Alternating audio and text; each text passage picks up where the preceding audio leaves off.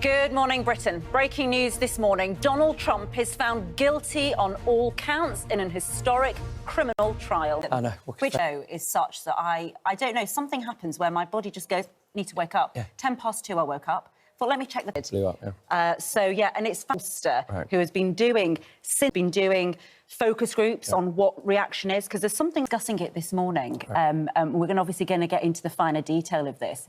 But in yours, to win an appeal, Keir Starmer is our Prime Minister, and he goes out to meet a convicted criminal who is the president. Have as much influence on young people's thinking as do want to have pop stars on their side. Clean bandit, you know what I mean? You know, because that seems like the perfect thing. Some expertise in matters of the law, I think. And partly it's to say, essentially, even though the 34 counts, each one is, as you said, is just a separate receipt. So 34 sounds like a lot, but it's a lot of... 4 cases. Covering up an affair, essentially. Right.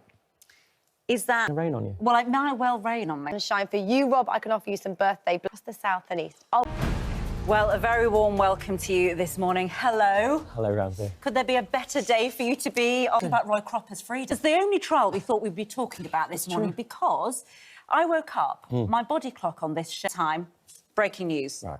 Donald Trump convicted. This is your bread and butter, this kind of case. Right. There's a lot to unpick here. It's an extraordinary, once in potentially a lifetime moment, not just in the history of the USA, but in general for democracy in that country and potentially here as well. Yeah, it is absolutely fascinating. We have Frank Lutz coming on the show, who is a fantastic poll, like 10% of Republicans who had...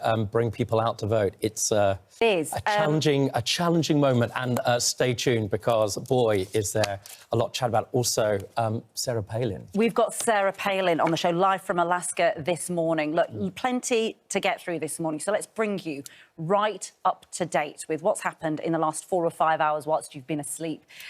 Former US President Donald Trump has been found guilty of all 34 charges in this historic hush money trial in New York over alleged payments that were made to former adult film star Stormy Daniels to keep an affair quiet ahead of the 2016 election. Yeah, and Donald Trump becomes the first former president ever to be convicted, and he'll be sentenced on the 11th of July, where he could face up to 4 years in prison.